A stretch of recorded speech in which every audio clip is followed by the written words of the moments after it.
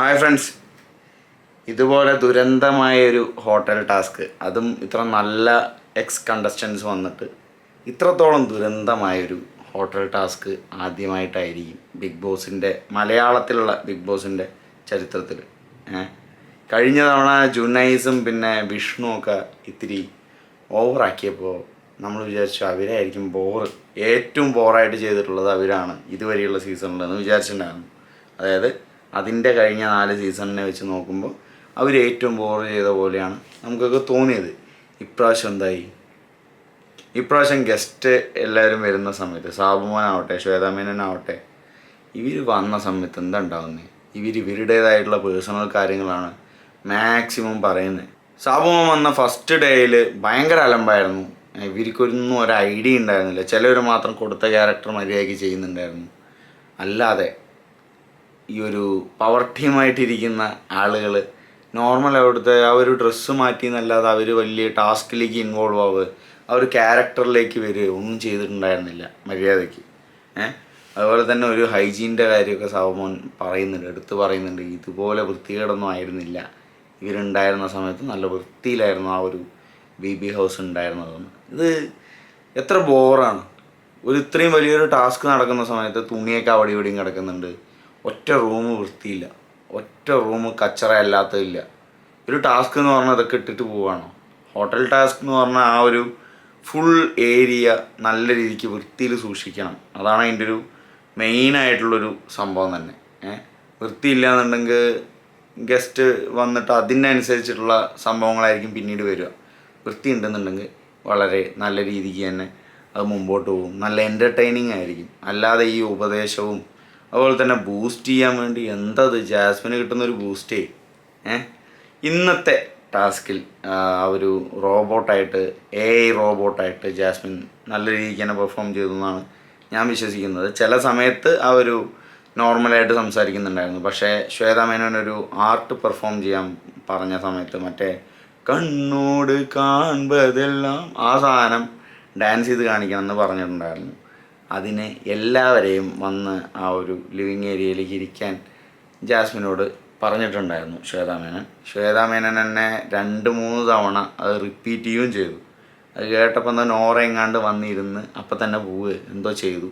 അതുപോലെ കിച്ചൺ ടീമിലുണ്ടായിരുന്ന ഈ അൻസിബ, പിന്നെ നമ്മുടെ റസ്മിൻ,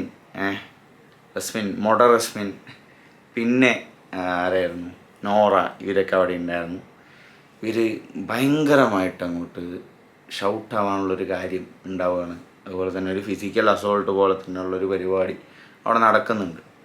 ജാസ്മിൻ വന്ന റോബോട്ടിനെ പോലെ ഗസ്റ്റ് പറഞ്ഞ അനുസരിച്ച് അവിടെ വന്നിരിക്കൂ ഇത് റിപ്പീറ്റ് ചെയ്തുകൊണ്ടിരിക്കുന്നുണ്ടായിരുന്നു.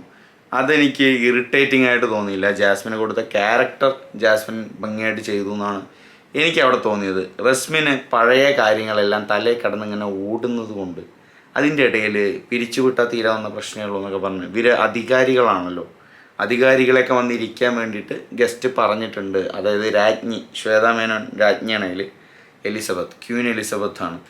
അവർ പറഞ്ഞിട്ടുണ്ട് എന്ന് പറഞ്ഞിട്ടാണ് ഈ റോബോ വന്ന് വിളിക്കുന്നത്. അപ്പോൾ റോബോയ്ക്ക് ഇമോഷൻസ് ഇല്ലാത്ത രീതിയിലാണല്ലോ എത്ര തവണ പ്ലിങ്ങിപ്പോയാലും പ്ലിങ്ങിയത് മുഖത്ത് കാണിക്കാതെ മാക്സിമം ജാസ്മിൻ പിടിച്ചു തന്നിട്ടുണ്ടായിരുന്നു. ജാസ്മിനെ പറ്റി ഒരുപാട് നെഗറ്റീവും പറഞ്ഞിട്ടുള്ള ആളാണ് ഞാൻ. പക്ഷേ ഈ ഒരു ടാസ്കിൽ ജാസ്മിൻ ഭംഗിക്ക് ചെയ്തു എന്നാണ് എനിക്ക് പറയാനുള്ളത്. വേറെ കുറേ പേർക്ക് ചിലപ്പോൾ ഗ്രഡ്ജൊക്കെ ഉള്ളതുകൊണ്ട് ചിലപ്പോൾ സമ്മതിച്ചൊന്നുമില്ല. പക്ഷേ ഈ ഒരു ടാസ്കിൽ അവൾ നല്ല വൃത്തിക്കാണ് ചെയ്തത്. സിജോയും സപ്പോർട്ട് ചെയ്യുന്നുണ്ടായിരുന്നു അവിടെ ഇരുന്നിട്ട്. പിന്നെ ജിൻഡോ ഒന്നും വലിയൊരു ആക്റ്റീവായിട്ട് എനിക്ക് തോന്നുന്നില്ല. ഈ ഒരു ടാസ്കിൽ ജിൻഡോ ശരിക്കൊരു ക്ഷീണമുള്ള പോലെയാണ് എനിക്ക് തോന്നിയത്. ഇന്നത്തെ ഒരു അവസ്ഥ വെച്ചിട്ട് ഇനി നാളെയും കൂടി ഉള്ളൂ എന്ന് തോന്നുന്നു. നാളത്തെ കഴിഞ്ഞാൽ ഈ ഒരു ടാസ്ക് അവസാനിക്കും. പിന്നെ 3 ദിവസം എങ്ങാണ്ട് സാബു ആയാലും ശ്വേതാമേനനായാലും അവിടെ ഉണ്ടാവും. എന്തൊക്കെ നടക്കാമെന്ന് അറിയില്ല. എന്തൊക്കെ കോയിൻസൊക്കെയാണ് പൈസ പോലെ കൊടുക്കുന്നത്, ടിപ്പായിട്ട് കൊടുക്കുന്ന സാധനം. അതുപോലെ ശ്വേതാമേനൻ്റെ കയ്യിലൊരു വിലമതിക്കാനാവാത്ത രത്നമുണ്ട്, ഇമ്മ്യൂണിറ്റി പവറുള്ള രത്നമാണ്. അത് കിട്ടിക്കഴിഞ്ഞാൽ 10ാമത്തെ വീക്കിൽ എലിമിനേഷനിൽ വരാതെ രക്ഷപ്പെടാം. ഒരു ഷീൽഡാണത്. ചിലവർ അടിച്ചു മാറ്റാനും നോക്കുന്നുണ്ട്. അടിച്ചു മാറ്റിയാലും അത് അവരുടെ തന്നെയാണ് അതിൻ്റെ. പക്ഷേ ആരും കാണാതെ അലമ്പുണ്ടാക്കാതെ അടിച്ചു മാറ്റണം. ജിൻഡോവിനെ ഇത് സൂക്ഷിക്കാൻ വേണ്ടി സൂക്ഷിപ്പുകാരനായിട്ട് ജിൻഡോവിനെ തന്നെ ഏൽപ്പിക്കുന്നുണ്ട്. കള്ളൻ്റെ കയ്യിൽ താക്കോൽ കൊടുക്കാന്ന് കേട്ടിട്ടില്ലേ? പിന്നെ അതിലെന്തെങ്കിലും വന്നാലും ജിൻഡോൻ്റെ തലയിലാവും. ആ ഒരു രീതിക്ക് ശ്വേതാമേനോൻ കളിക്കുന്നുണ്ട്. അപ്പോൾ ജിൻഡോ വന്നിട്ട് അത് അടിച്ചു മാറ്റാനൊക്കെ കുറേ പേര് പ്ലാൻ ചെയ്യുന്നുണ്ട്. അതിൽ ഞാനും ഉണ്ടായിരുന്നു എന്നൊക്കെ പറയുന്നുണ്ട്. ആ ഒരു സംഭവം ഇത്തിരി രസമായിരുന്നു. അത് അവൻ്റെ വായന്ന് ഇടയിൽ വരുന്ന ഈ ഒരു സംഭവങ്ങളുണ്ട്, അത് രസമാണ്, കോമഡിയാണ്. അത് കഴിഞ്ഞ് ജാസ്മിൻ്റെ എന്തോ ഒരു മാല എന്താ ഉണ്ടായിരുന്നു ഗബ്രിയുടെ ഓർമ്മയ്ക്കായി ഇനി ഈ ഒരു സാധനം ഉണ്ടായിരുന്നു. അത് സാബ് മോനെ ഒളിപ്പിച്ച് വെച്ച് ജാസ്മിൻ അത് കാക്ക എനിക്കതില്ലാണ്ട പറ്റില്ല കാക്ക, ഞാൻ ഒറ്റപ്പെട്ട് പോകും കാക്ക എന്നൊക്കെ പറഞ്ഞിട്ട് ഭയങ്കര അലമ്പായിരുന്നു. അത് കഴിഞ്ഞിട്ട് ബെഡ്ഷീറ്റിൻ്റെ ഉള്ളിൽ കീറിയിട്ടൊക്കെ ഭയങ്കര നാടകം. ടാസ്ക് ഒക്കെ ഞാൻ സമ്മതിക്കുക, പക്ഷേ ജാസ്മിൻ്റെ അല്ലാത്ത സമയത്തുള്ള വെറുപ്പിക്കൽ സഹിക്കാൻ പറ്റൂല. ഈ ഒരു അലമ്പുണ്ടായതിന് ശേഷം എന്തുണ്ടായെന്ന് വെച്ചാൽ റസ്മിൻ ഈ ഒരു ജാസ്മിൻ്റെ ആ ഒരു സംഭവം കംപ്ലീറ്റ് ആയിട്ടുണ്ടായിരുന്നില്ല. ജാസ്മിൻ്റെ ഈ ഒരു വിളി സഹിക്കാൻ പറ്റാതെ ഇവരെല്ലാവരും ഇങ്ങനെ തിരിച്ച് കമൻറ്റ് ചെയ്യണം, പിരിച്ചു വിട്ടാൽ തീരാവുന്ന പ്രശ്നമുള്ളൂ എന്നൊക്കെ പറഞ്ഞിട്ട് കമൻറ്റ് ചെയ്യുന്നുണ്ട്. ആ കമൻറ്റ് ചെയ്യുന്നതിൽ റസ്മിൻ അങ്ങോട്ട് ഹൈപ്പറായിട്ട് റസ്മിൻ അങ്ങോട്ട് ഹെൽമെറ്റൊക്കെ റോബോട്ടിൻ്റെ ഹെൽമെറ്റൊക്കെ പട്ടക്കന്മാരി തെറിപ്പിച്ച് കഴിഞ്ഞിട്ടാണ് റസ്മിനെ കയ്യിൽ നിന്ന് പോയി തീരുമാനമായി ഇനി മെഴുകാം എന്ന് പറഞ്ഞ് കരച്ചിൽ ആരംഭിക്കുകയാണ്. കൺഫെഷൻ റൂമിൽ വിളിക്കുന്നു. എന്തൊക്കെ അലമ്പാണ് തേവയാ ബിഗ് ബോസ്ക്ക്. ഇപ്പം തന്നെ സാവുമണി ശ്വേതാമേനോനെയൊന്നും വിളിക്കേണ്ട ആവശ്യം ഉണ്ടായിരുന്നില്ല, ഒരാവശ്യം ഉണ്ടായിരുന്നില്ല. ഇവർ ഇങ്ങനെ തമ്മിത്തല്ലി ചാവട്ടെ എന്ന് വിചാരിക്കണമായിരുന്നു. അങ്ങനെയുള്ളൊരു സീസണാണത്.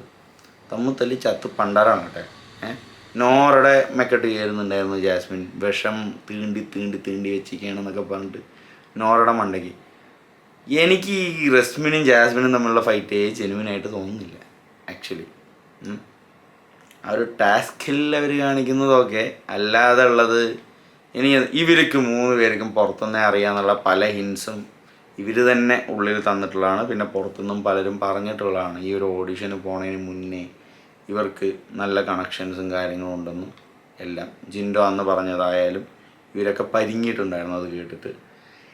എന്നിട്ടും ഈ ഒരു റസ്മിൻ ജാസ്മിനോട് നീയും ഗബ്രിയും പ്രീ പ്ലാൻഡ് ആയിട്ടാണോ വന്നിരിക്കുന്നത് എന്നൊക്കെ പറഞ്ഞിട്ട്, അയ്യോ അറിയാത്തൊരു കുട്ടിയെ പോലെ, ജാസ്മിൻ ഇതുവരെ ഒന്നും അറിയാത്ത പോലെ ഉള്ളൊരു റസ്മിനെ നമുക്ക് കാണാൻ കഴിയും. എനിക്ക് അതിൽ വലിയ ജെനുവിനിറ്റി തോന്നുന്നില്ല. അത് ഇത്തിരി കൂടുതലായി പോകുന്നുണ്ടോ എന്നൊരു ഡൗട്ടുണ്ട്. ഇവർ ഉദ്ദേശിച്ചതിനെക്കാട്ടിലും കൂടുതൽ പെർഫോമൻസ് വരുന്നുണ്ടോ, ഇത്തിരി ജെനുവിനായിട്ട് പുറത്ത് തോന്നുന്ന രീതിയിൽ ഇവർ പെർഫോം ചെയ്യുന്നുണ്ട് ചില കാര്യങ്ങൾ. ഗബ്രിയും ജാസ്മിനും തമ്മിലുള്ള ഒരു സാധനം വർക്കൗട്ട് ആവാറില്ല. ജാസ്മിന് ചിരിയൊക്കെ വരുന്നു കരച്ചിലിൻ്റെ ഇടയിൽ. അതാണ് ഞാൻ കഴിഞ്ഞ വീഡിയോയിൽ പറഞ്ഞത്, ജാസ്മിൻ ചിരിക്കണോ കരയണോ ഗബ്രി പോകുമ്പോൾ. എനിക്ക് ചിരിച്ചതായിട്ടാണ് തോന്നിയത് കൂടുതലും സമയം. അത് എഡിറ്റ് ചെയ്ത ആൾക്ക് മെൻ്റലായിട്ടുണ്ടാവില്ലേ, ഇമോഷണലായിട്ടുള്ളൊരു സാധനം എടുത്തുകൊണ്ടിരിക്കുക, സാഡ് മ്യൂസിക് ഒക്കെ ഇടുന്ന സമയത്ത് ചിരിച്ചു കഴിഞ്ഞാൽ എന്താവും ആലോചിച്ച് നോക്കിയേ. ഇനി അടുത്തൊരു വീഡിയോ വരുവാണ്, അപ്പോൾ ജാസ്മിന് വേണ്ടി ഏതെങ്കിലും ഒരു വീഡിയോ പ്ലേ ചെയ്യേണ്ടി വരുവാണെങ്കിൽ ഔട്ടൊന്നും ആവില്ല, ഒരു ടോപ്പ് 3 എങ്കിലും പ്രതീക്ഷിക്കാം, ഉറപ്പാണ്. ചിലപ്പോൾ കപ്പ് അടിച്ചൊന്നും വരും ജാസ്മിൻ. ഇങ്ങനെ തന്നെ പോയി കഴിഞ്ഞാൽ കപ്പ് അടിച്ചൊന്നും വരും. കോമ്പറ്റീഷൻ വളരെ കുറവാണ്. സിജോ വലിയ കാര്യമില്ല, പിന്നെ ആരും കാര്യമില്ല. നമ്മുടെ ഒരു സുഹൃത്തുണ്ട്, പുള്ളിയായാലും കാര്യമായിട്ടൊരു കോൺട്രിബ്യൂഷൻ അവിടെ കൊടുക്കുന്നതായിട്ട് എനിക്ക് തോന്നുന്നില്ല. ബിഗ് ബോസ് എന്ന് പറയുന്ന ഒരു സാധനത്തിന് വേണ്ട സാധനം അവിടെ കിട്ടുന്നില്ല. നല്ലൊരു മനുഷ്യനായിട്ട് മാത്രം കാര്യമില്ല, നല്ല ആളായിട്ട് ഇരുന്നിട്ട് മാത്രം കാര്യമില്ല. കുറച്ചൊക്കെ ഓളം അവിടെ സൃഷ്ടിച്ചാലേ നിൽക്കാൻ പറ്റുള്ളൂ, അല്ലെങ്കിൽ ഒന്നും അത്രയ്ക്കൊന്നും നിൽക്കാൻ പറ്റില്ല. അപ്പോൾ എന്തായാലും സാബു ആയാലും ശ്വേതയായാലും നല്ല രീതിക്ക് കഷ്ടപ്പെടേണ്ടി വരുന്നുണ്ട്. വേറെ ആർക്കും വലിയൊരു സ്പെഷ്യലായിട്ടൊരു അപ്രീസിയേഷനോ കാര്യങ്ങളോ ഒന്നും കൊടുത്തിട്ടുണ്ടായിരുന്നില്ല. ജാസ്മിന് നല്ല അപ്രീസിയേഷൻ ശ്വേതാമേനോൻ്റെ നിന്ന്.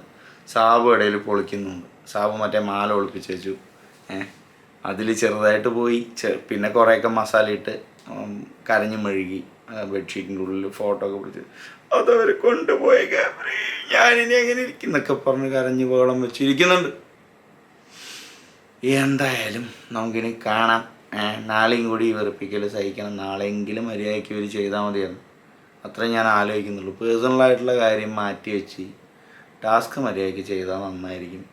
ജാസ്മിന് പോസിറ്റീവ് വരാനുള്ള സാധനങ്ങൾ ബിഗ് ബോസ് തന്നെ എലമെൻസ് ആയിട്ട് ഇട്ട് കൊടുക്കണമെന്ന് എനിക്ക് നല്ല ഡൗട്ടുണ്ട്.